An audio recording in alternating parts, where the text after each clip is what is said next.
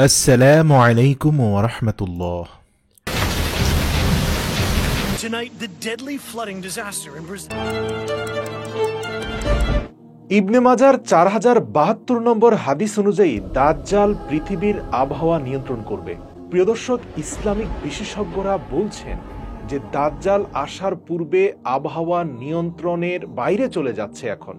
বিশেষ করে বাংলাদেশ সহ পার্শ্ববর্তী দেশগুলোতে উচ্চ তাপমাত্রা পরিলক্ষিত হচ্ছে, অথচ সবচেয়ে বেশি তাপমাত্রা হওয়ার কথা যে দেশগুলোতে মধ্যপ্রাচ্যের দুবাই, সৌদি আরবিয়াতে অনবরত বৃষ্টিপাত হচ্ছে। এমনকি দুবাইয়ে মাত্রা অতিরিক্ত বৃষ্টিপাতের কারণে সৃষ্টি হয়েছে জলাবদ্ধতা, অত্যাধুনিক শহর পরিণত হয়েছে বসবাস অনুপযোগী একটি শহরে। প্রশ্ন হচ্ছে, দাজ্জাল কিভাবে আবহাওয়া নিয়ন্ত্রণ করবে? আল্লাহর রাসূলের সুনানে ইবনে মাজার হাদিস অনুযায়ী 1990 সালে সংযুক্ত আরব আমিরাত কৃত্রিম বৃষ্টিপাত তথা রেইন এনহ্যান্সমেন্ট টেকনোলজি আবিষ্কার করে। বর্তমানে আমরা যেটাকে ক্লাউড সিডিং বলে থাকি, এটি এমন একটি বৈজ্ঞানিক প্রযুক্তি যার সাহায্যে কৃত্রিমভাবে বৃষ্টিপাত ঘটানো যায়।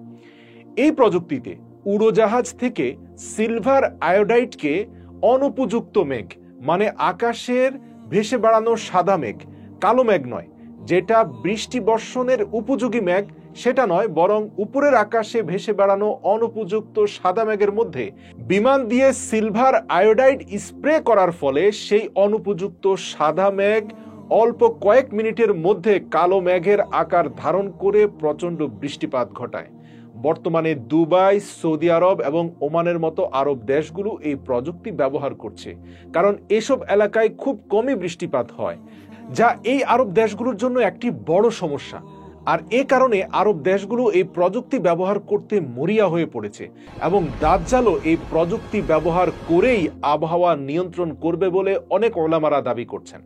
দাজ্জাল এই ক্ষমতাগুলো ব্যবহার করে মানুষকে বাধ্য করবে তাকে ঈশ্বর হিসাবে মেনে নিতে। কিন্তু যখনই হযরত ঈসা আলাইহিস সালাম দাজ্জালকে দেখবেন, সাথে সাথে তিনি দাজ্জালকে বলবেন যে আমি তোকে আমার অনুসারীদের থেকে দূরে রেখেছি। এবং তারপর হযরত ঈসা আলাইহিস সালাম দাজ্জালকে বাবে লুত নামক স্থানে ধরবেন এবং সেখানে তিনি দাজ্জালকে হত্যা করবেন। প্রিয় দর্শক, বর্তমানে ইসরায়েল এই বাবে লুত নামক স্থানে একটি বিমানবন্দর তৈরি করেছে এবং সম্ভবত দাজ্জাল সেখান থেকে বিমানে চড়ে পালানোর চেষ্টা করবে এবং হযরত ঈসা আলাইহিস সালাম সেখানেই তাকে হত্যা করবেন। দাজ্জালের মৃত্যুর পর মুসলিম ও ইয়াহুদীদের মধ্যে একটি যুদ্ধ সংঘটিত হবে। রাসূল সাল্লাল্লাহু আলাইহি ওয়াসাল্লাম বলেছেন, সেই সময় যদি কোনো ইয়াহুদী কোনো পাথরের আড়ালেও লুকিয়ে থাকে, সেই পাথরটিও বলবে যে হে মুসলিম, আমার পেছনে একজন ইয়াহুদী লুকিয়ে আছে, এসো তাকে ধরে নিয়ে যাও।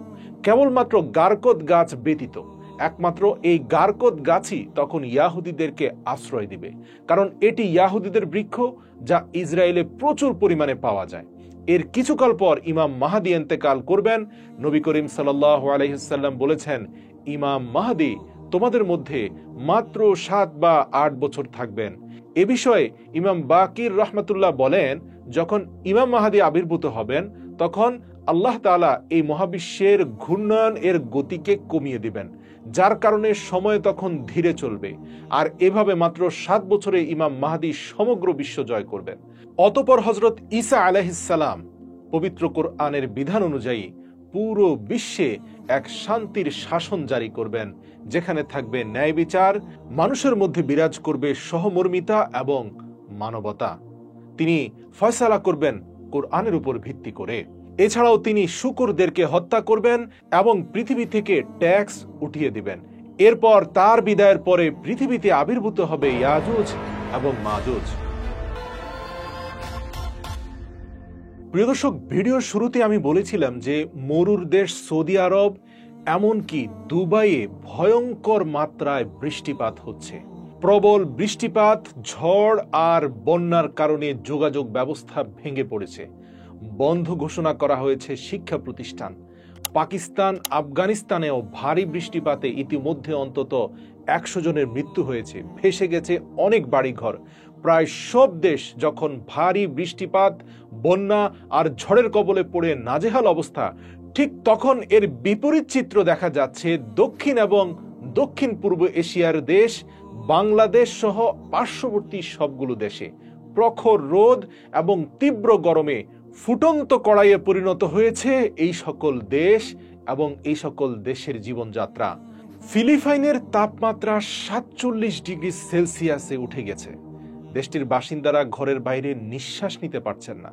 খুব প্রয়োজন না হলে বাইরে বের হওয়া কঠোরভাবে নিষিদ্ধ ঘোষণা করা হয়েছে। পূর্ব এশিয়ার আরেক দেশ থাইল্যান্ডে হিট স্ট্রোকে ইতিমধ্যে অন্তত 30 জন প্রাণ হারিয়েছেন। থাইল্যান্ডের তাপমাত্রা 52 ডিগ্রি সেলসিয়াস ছাড়িয়ে যেতে পারে এবছর। মিয়ানমার, আমাদের পার্শ্ববর্তী দেশ, ভয়াবহ অবস্থা সেখানে তাপমাত্রা 45 ডিগ্রি সেলসিয়াস রেকর্ড করা হয়েছে। বন্ধ রাখা হয়েছে স্কুল। এর উপরে তাদের যুদ্ধ পরিস্থিতির কারণে বিদ্যুৎ সরবরাহ করতে পারছে না সরকার। প্রিয় দর্শক, খুব ভালোভাবেই দেখতে পাচ্ছেন পৃথিবীর একটি অংশে তাপদাহে পড়ে যাচ্ছে, আরেকটি অংশে প্রবল বৃষ্টিপাতের কারণে তলিয়ে যাচ্ছে। ইসলামিক বিশেষজ্ঞদের দাবি আল্লাহর রাসূল সাল্লাল্লাহু আলাইহি সাল্লাম দাজ্জাল নিয়ে করা ভবিষ্যৎবাণী সম্বলিত হাদিসের সাথে মিলে যাচ্ছে বর্তমান জলবায়ুর পরিস্থিতি। প্রিয় দর্শক, ভিডিওর সর্বশেষ সূরা রুমের 41 নম্বর আয়াত দিয়ে শেষ করতে চাই, যেখানে মহান আল্লাহ রাব্বুল আলামিন মানব জাতির উদ্দেশ্যে বলেন, জলে এবং স্থলে যে বিপর্যয় এবং প্রাকৃতিক দুর্যোগ ছড়িয়ে পড়ছে তা মানুষের হাতের কামাই।